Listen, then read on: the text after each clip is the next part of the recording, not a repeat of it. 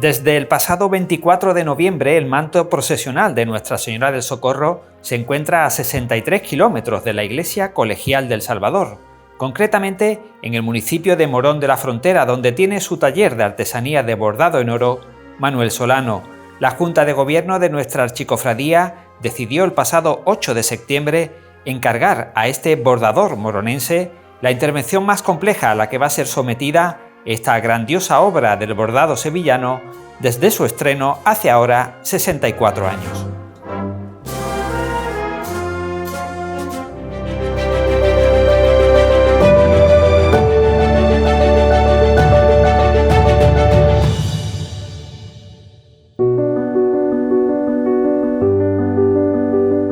La verdad que el manto de Nuestra Señora del Socorro es podemos decir perfectamente que es una de las grandes obras del bordado de nuestra Semana Santa y bueno, viene evidenciando desde hace ya bastantes años un deterioro lógico de su uso, que fue para lo que se concibió, para salir procesionalmente, y lleva pues teniendo un deterioro que de alguna manera poco a poco va evidenciando la necesidad de actuar para recuperar todo el esplendor que tenía el manto cuando se realizó aquí mismo en estas dependencias, y que bueno, a lo largo del tiempo, también hay que decirlo, con las distintas juntas de gobierno, pues ha tenido algunas actuaciones que han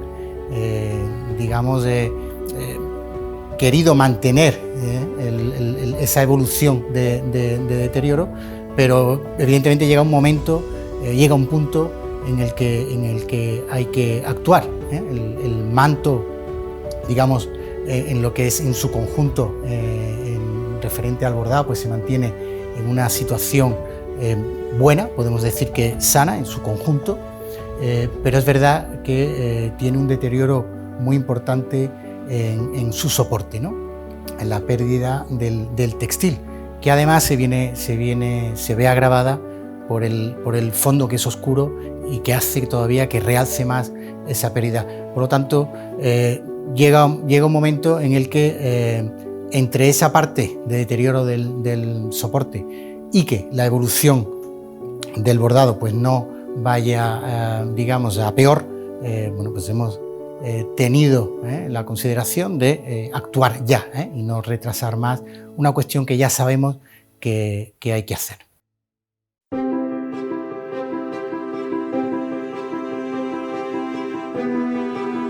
Manuel Solano, digamos, era una de las opciones que había, entre otras, todas de primerísimo nivel. Quizás Manuel Solano en Sevilla, ¿no? En Sevilla capital, pues era de las opciones la menos conocida, o la de menos trayectoria, pero hemos ido conociéndolo y poco a poco cuál ha sido su trabajo, cuál es la forma, el modus operandi que tiene, la estructura que tiene, su equipo de trabajo, su compromiso, y la verdad es que poco a poco nos ha ido convenciendo, y ahora que ya tomamos una decisión, con el paso de los días pues incluso afianzamos esa decisión, y bueno, pues estamos encantadísimos, y con su capacidad técnica, con su estructura y con ese compromiso y forma de ser y de saber hacer.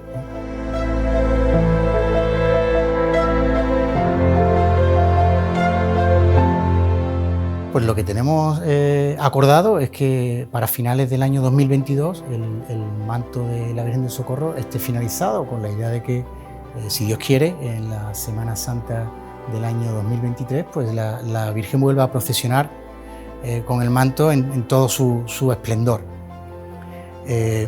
Para el año que viene, si Dios lo quiere, nuevamente, pues la Virgen procesionará con un manto liso, que también está acordado, con el propio taller de Manuel Solano, que dispondrá realizará un manto exclusivamente para esa salida procesional, que esperemos sea la única que haga con ese manto.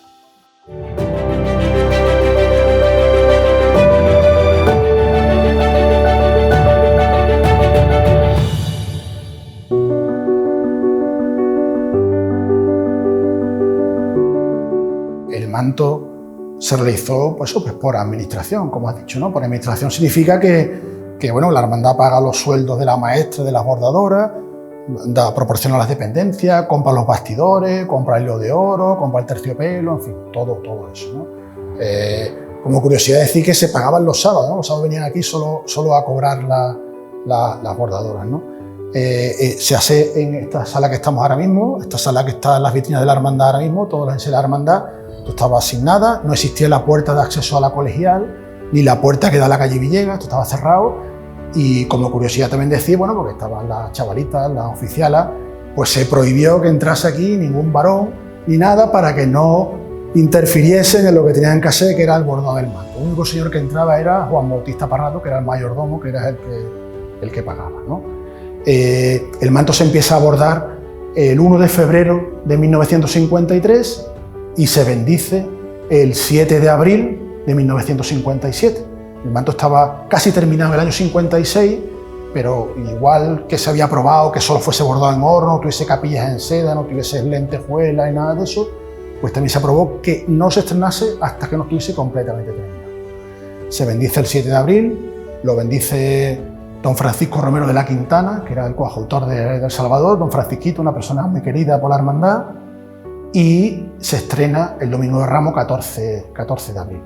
En la bendición, pues la madrina fue una joven, Julia Candau, que hoy es camarera de la Virgen del Socorro.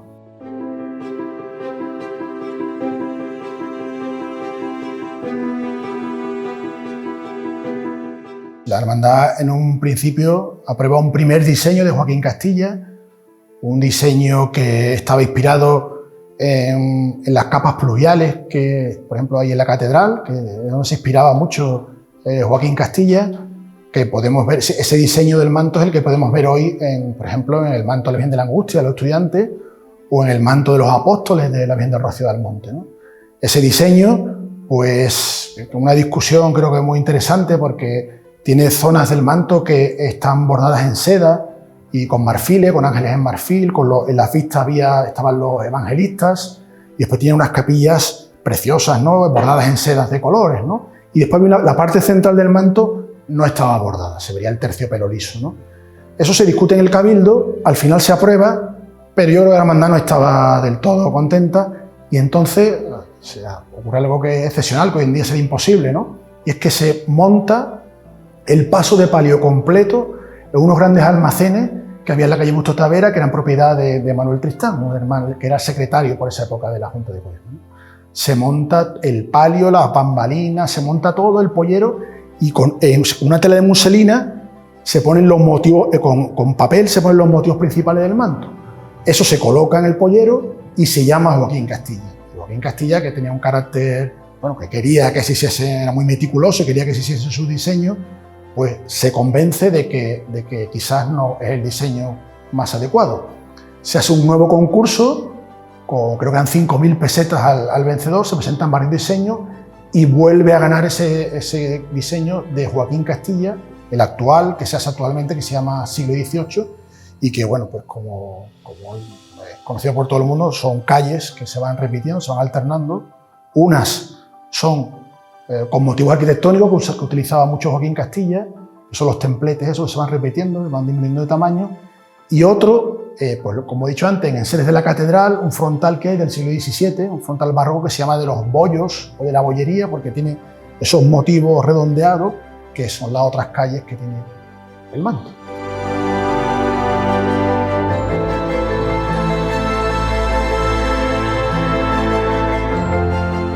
Bueno, se conserva, bueno, aquí lo tenemos delante, uno de los objetos más interesantes, ¿no? Este es una pieza de orfebrería que hizo el orfebre de la hermandad de esa época, que era Manuel Seco Velasco, porque la hermandad estaba muy preocupada y lo que quería era que tuviesen mucho volumen los bordados, ¿no? Los bordados están hechos con la técnica de paredilla, esos son bordados superpuestos, con lo cual tiene un volumen, pues yo creo que es muy importante, ¿no? Muy bonito, ¿no? Entonces se le encargó a Manuel Seco Velasco los motivos principales del manto para que siempre tuviesen presente las bordadoras ese volumen que tenían que tener las piezas de bordado. También se conserva pues el estarcido, ¿no? El estarcido, sabéis que era un papel cebolla que se iba pinchando con una agujita el dibujo del manto, se ponía sobre el terciopelo, se echaba polvo de talco y entonces quedaba ya marcado donde tenían que coser, digamos, las piezas, ¿no? También se conservan una parte del dibujo al tamaño natural de Joaquín Castilla, y después, bueno, pues tenemos las copias del diseño original de Joaquín Castilla, que los tiene ahora mismo depositadas la Hermandad de los Estudiantes, que regalaron una copia en su momento, hace unos años. Bueno, hay muy buena documentación gráfica, afortunadamente, ¿no? Porque la Hermandad estaba pues, muy ilusionada con el proyecto, ¿no? Y aquí, pues aquí está la bendición, digamos, una bendición que se hizo, que le hizo don Francisquito, de este taller, ¿no? Del taller donde estamos ahora mismo, ¿no? Aquí están todos los personajes, incluido la bordadora. Y bueno, aquí está también la firma del contrato, que es también una foto muy interesante, en el que se ve la pieza esta al fondo, ¿vale? Y bueno, pues aquí todas las bordadoras, llegó a haber hasta 10 bordadoras. En un principio había 7, pero ya al final se contrataron más para que se terminase el manto a tiempo, ¿no? Pues aquí todo un bastidor inmenso que había aquí en medio, y se colocaban alrededor las bordadoras pues a trabajar sobre el bastidor.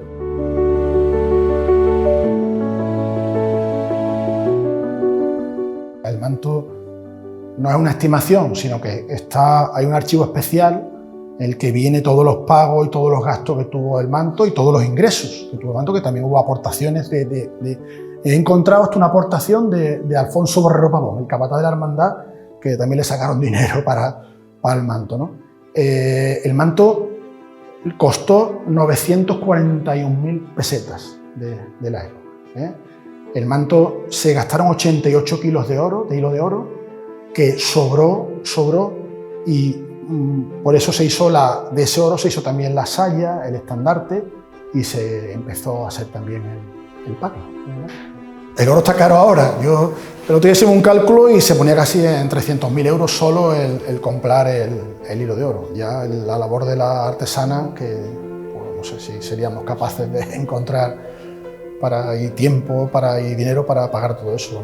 Eso sería imposible, ¿no?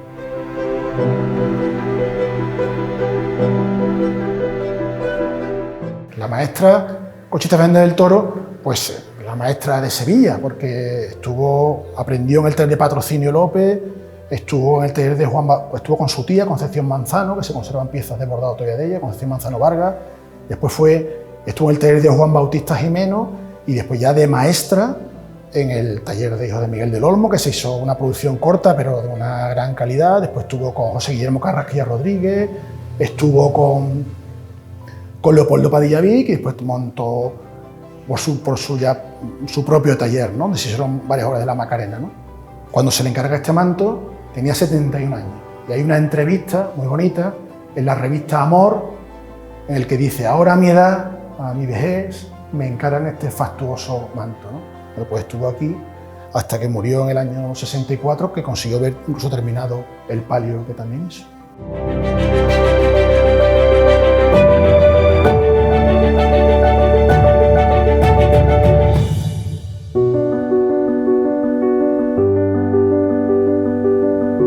Desde que empecé con este trabajo, que lo he hecho con muchísima ilusión, porque poder intervenir en una pieza de esta importancia pues no ocurre todos los días, me centré con él, y mi trabajo ha tardado unos cerca de 6 meses, exclusivamente dedicado a eso. Como dije, una primera fase de toma de datos, tanto con el calcado del dibujo, con el archivo fotográfico que facilitó la hermandad, de fotos que existen cuando se estaba ejecutando la pieza, de los primeros años, de su estreno. También hemos tenido la oportunidad de utilizar dibujos originales del estarcido que se utilizó cuando se bordó el manto. Eso ha sido muy interesante, encontrar esas piezas originales, que también las hemos podido recuperar para aquellas desviaciones del dibujo, poderlas corregir. Aparte de los dibujos que también conocemos originales de Joaquín, y incluso el relieve que se hizo en orfebrería para ver el volumen de los bordados. Con todo ese material, la verdad es que ha sido fundamental para tener mucha seguridad a la hora de recuperar ese diseño original, reconstruir esas pequeñas deformaciones que ha tenido el manto. La segunda fase de mi trabajo pues, ha sido pasar a digital, a un soporte digital, todo ese diseño, de manera que con ese dibujo ya en digital pues, tengamos una herramienta que podamos utilizar pues, a cualquier escala, tanto fundamentalmente para el taller que va a hacer la restauración, como para cualquier estudio que se necesite de esta pieza y de este manto tan impresionante. Aprovechando pues, el cierre de la iglesia, se pudo en la misma extender el manto y con un dron hacer un reportaje amplio, cenital, para tener pues, también una documentación fotográfica muy completa del estado actual del manto. Eso también me ha ayudado mucho en la digitalización del diseño.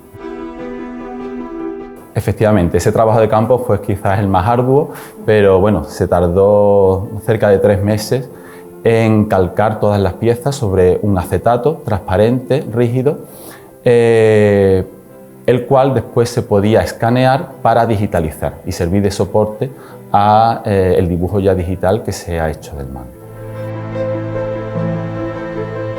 El manto afortunadamente no ha sufrido grandes intervenciones durante su historia, lo conservamos prácticamente tal como se concibió. Sí es cierto que pues, por su uso y las circunstancias propias del tiempo que ha transcurrido, ha sufrido algunas deformaciones. Deformaciones que yo diría más internas, es decir, el manto también se caracteriza porque tiene un perímetro, una greca bordada en todo el perímetro del manto muy contundente, que lo ha protegido para que exteriormente realmente las dimensiones externas del manto prácticamente no han sufrido. Ahora sí es cierto que en su interior ha habido pues, esas deformaciones propias del soporte textil en el que está hecho y que con su uso y a lo largo del tiempo ha creado esas deformaciones. Con el estudio digital pues lo que se ha intentado es recuperar ese estado original de cómo se concibió y cómo se ejecutó el manto, donde hay una geometría muy marcada con esos ejes radiales sobre los que apoya el diseño de todo el manto, y también, por ejemplo, hay una parte donde más se acusa esa deformación, que es la correspondiente a la toca de sobremanto de la imagen. Como sabéis, el manto está concebido de manera que se queda sin bordar toda la zona que ocupa posteriormente la toca de sobremanto. Ese espacio de terciopelo liso se ha deformado e incluso provocó que en su momento la hermandad tuviera que colocar unas blondas de encaje dorado para disimular pues, esas deformaciones que se veía terciopelo liso entre el final del bordado del manto y el inicio de la toca. Con el estudio que se ha hecho se recupera ese espacio tal como se concibió para que la toca perfectamente encaje en su sitio. Expongo que hay como unas diferencias intencionadas que efectivamente descubres cuando analizas de una manera pormenorizada el diseño del manto. Hay unas diferencias intencionadas en los ejes de la estructura del diseño del manto. Y después, en lo que es la ejecución, pues sí se han detectado pequeñas diferencias entre un lado y el otro del manto, que entiendo que o bien han sido pequeñas pérdidas que ha podido sufrir la pieza en este tiempo, o bien que en su momento, lógicamente, es una pieza hecha de una manera manual, no industrial, y por lo tanto es humano y es lógico que algún pequeño caracolillo, alguna pequeña detalle pues pueda encontrarse en un lado del manto y no esté en el otro. Pero en cualquier caso sí son muy poco significativas.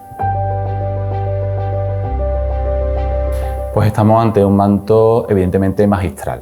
Una pieza en la que se aglutinan algo tan difícil de encontrar en una misma obra como es un magnífico diseño muy acertado y después una ejecución magistral también. Las piezas están bordadas de una manera excepcional se han conservado y han llegado hasta nuestros días en muy buen estado, lo que son las piezas del bordado, y esas conforman pues, un conjunto solemne.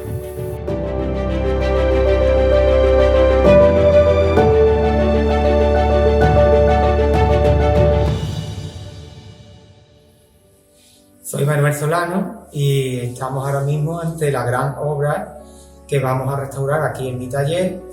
Esta restauración del manto de la Virgen del Socorro principalmente va a consistir en el pasado a nuevo tejido de los bordados, limpieza de los mismos, por el gran problema de que el terciopelo ha perdido más del 50% de su pelo, por lo que es inminente y necesaria una restauración de este tipo que pronto verá su fruto.